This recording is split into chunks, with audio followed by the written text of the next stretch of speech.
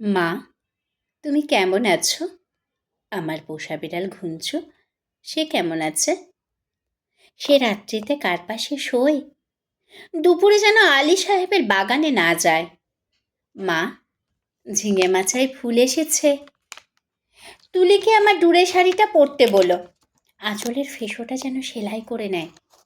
তুলিকে কত মেরেছি, আর কোনোদিন মারবো না। আমি ভালো আছি, আমার জন্য চিন্তা করো না। মা, আমাদের ঘরের চালে নতুন খড় দিয়েছ? এবারে বৃষ্টি হয়েছে খুব। তরফদার বাবুদের পুকুরটা কি ভেসে গেছে? কালু ফুলোরা মাছ পেয়েছে কিছু? একবার মেঘের ডাক শুনে কই মাছ উঠে এসেছিল ডাঙায়। আমি আম গাছের তলায় দুটো কই মাছ ধরেছিলাম। তোমার মনে আছে মা? মনে আছে আলী সাহেবের বাগানে সেই নারকোল? চুরি করে আনিনি, মাটিতে পড়েছিল, কেউ দেখেনি। নারকেল বড়া সেই স্বাদ এখনো মুখে লেগে আছে। আলী সাহেবের ভাই মিজান আমাকে খুব আদর করত। বাবা একদিন দেখতে পেয়ে চাল্লা কাঠ নিয়ে পিটিয়েছিল আমাকে। আমার কি দোষ? কেউ আদর করলে আমি না বলতে পারি? আমার পিঠে সেই দাগ আছে। আলী সাহেবের বাগানে আর যায়নি। আমি আর কোনো বাগানেই যাই না মা। সেই দাগটায় হাত বুলোয় আর বাবার কথা মনে পড়ে। বাবার জন্য আমার খুব কষ্ট হয়। আমি ভালো আছি, খুব ভালো আছি। বাবা যেন একটু না ভাবে। তুলি কি এখনো ভূতের ভয় পায়? তুলি আর আমি পুকুর ধারে কলা বউ দেখেছিলাম, সেই থেকে তুলির ফিটের ব্যারাম শুরু হলো। দাদা সেই কলা গাছটা কেটে ফেলল। আমি কিন্তু ভয় পাইনি, তুলিকে কত খেপিয়েছি। আমার আবার মাঝরাতে সেই কলা বউ দেখতে ইচ্ছা করে। হ্যাঁ, ভালো কথা, দাদা কোনো কাজ পেয়েছে? নুকুরবাবু যে বলেছিল বহরমপুরে নিয়ে যাবে, দাদাকে বলো। ওর ওপর আমি রাগ করিনি, রাগ পুষে রাখলে মানুষের বড় কষ্ট। আমার শরীরে আর রাগ নেই, আমি আর এক ফোঁটাও কাঁদি না। মা, আমি রোজ দোকানের খাবার খাই, হোটেল থেকে দুবেলা খাবার এনে দেয়। মাংস মুখে দিই আর তুলির কথা, কালু ফুলুর কথা খুব মনে পড়ে।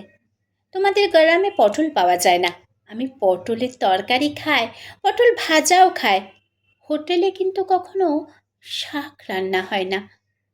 পুকুর পাড় থেকে তুলি আর আমি তুলে আনতাম কলমি শাক। কি ভালো, কি ভালো, বিনা পয়সায়। কোনো দিন আর কলমি শাক আমার ভাগ্যে জুটবে না। জোর হাওয়া দিলে তাল গাছের পাতা সরসর করে, ঠিক বৃষ্টির মতো শব্দ হয়। এই ভাদ্র মাসে তাল পাকে, টিপ টিপ করে তাল পড়ে। বাড়ির তাল গাছ দুটো আছে। কালু তালের বড়া খেতে ভালোবাসে, একদিন বানিয়ে দিও। তেলের খুব দাম জানি, তবু একদিন দিও। আমাকে বিক্রি করে দিয়ে 6,000 টাকা পেয়েছিলে, তা দিয়ে একটা গরু কেনা হয়েছে তো। সেই গরুটা ভালো দুধ দেয়। আমার মতন মেয়ের চেয়ে গরুও অনেক ভালো। গরুর দুধ বিক্রি করে সংসারে সুসার হয়, গরুর বাছুর হয়, তাতেও কত আনন্দ হয়। বাড়িতে কন্যা সন্তান থাকলে কত জ্বালা। দুবেলা ভাত দাও রে, শাড়ি দাও রে, বিয়ের জোগাড় করো রে, হাবুল মিজান শ্রীধরদের থাবা থেকে মেয়েকে বাঁচাও রে। আমি কি বুঝি না? সব বুঝি। কেন আমায় বিক্রি করে দিলে তাও তো বুঝি। সেই জন্যই তো আমার কোনো রাগ নেই, অভিমান নেই। আমি তো ভালোই আছি, খেয়ে পড়ে আছি। তোমরা ও টাকায় বাড়ির ঘর সারিয়ে নিও ঠিকঠাক। কালুভুলুকে স্কুলে পাঠিও, তুলিকে ব্রজেন ডাক্তারের ওষুধ খাইও। তুমি একটা শাড়ি কিনো, বাবার জন্য একটা ধুতি, দাদার একটা ঘড়ির শখ। তা কি ওই টাকায় কুলোবে? আমি কিছু টাকা জমিয়েছি, সোনার দুল গড়িয়েছি। একদিন কি হলো যেন মা, আকাশে খুব মেঘ জমেছিল, দিনের বেলা ঘুরঘুরতে অন্ধকার। মনটা হঠাৎ কেমন কেমন করে উঠল। দুপুরবেলা চুপি চুপি বেরিয়ে ট্রেনে চেপে বসলাম।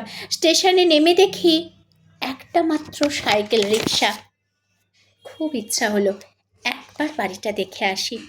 রথতলার মোড়ে আসতেই কারা যেন চেঁচিয়ে উঠল, কে যায়, কে যায়? দেখি যে হাবুল শ্রীধরের সঙ্গে তাস খেলছে দাদা। আমাকে বলল, হারামজাদি, কেন ফিরে এসেছিস? আমি ভয় পেয়ে বললাম, ফিরে আসিনি গো, থাকতেও আসিনি, একবার শুধু দেখতে এসেছি। হাবুল বলল, এটা একটা বেশ্যামাগি। কি করে জানলো বলো তো? তা কি আমার গায়ে লেখা আছে?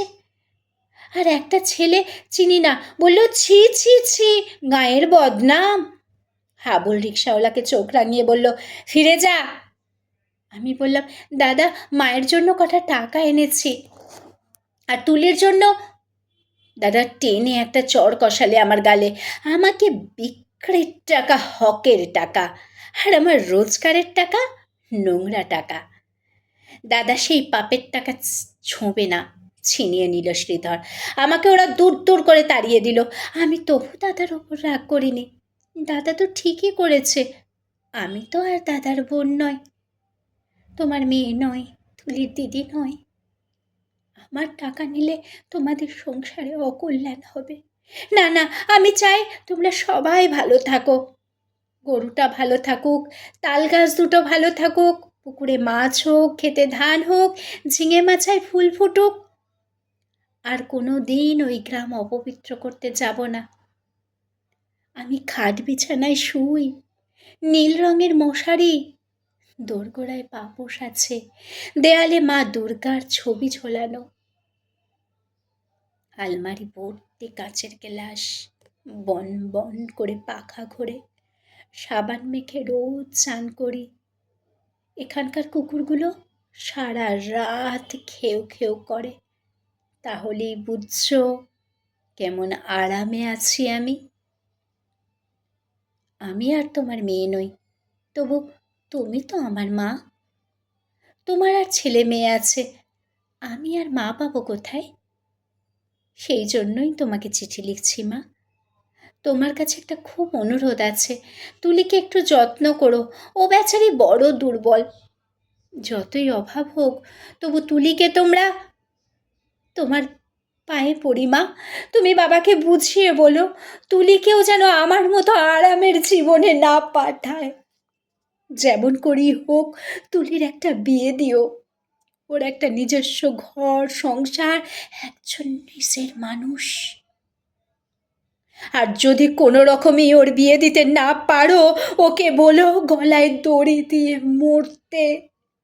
মরলে ও বেঁচে যাবে। না না না, এ কি অলক্ষণে কথা বলছি আমি। তুলি বেঁচে থাকুক, আর সবাই বেঁচে থাকুক। তুলির বিয়ে যদি না হয়, না হোক। হে ভগবান, গরিব বাড়ির মেয়ের কি বিয়ে না হলে বাঁচতে পারে না? বিয়ে না হলেই তাকে গ্রামের সবাই মিলে ঠোকরাবে। দুপায়ে জোর হলে তুলিকে কোথাও চলে যাক, মাঠ পেরিয়ে, জলা পেরিয়ে, জঙ্গল পেরিয়ে, আরও দূরে, আরও দূরে, যেদিকে দু চোখ যায়। এমন জায়গা নিশ্চয় কোথাও আছে, কোথাও না কোথাও আছে, যেখানে মানুষরা সবাই মানুষের মতন, আছড়ে দেয় না, কামড়ায় না, গায়ে ছ্যাঁকা দেয় না, লাথি মারে না। যেখানে একটা মেয়ে শুধু মেয়ে নয়, মানুষের মতো বাঁচতে পারে। মা, তুমি আমার মা। আমি হারিয়ে গেছি। তুলিকে যেন আমার মতো না হয়।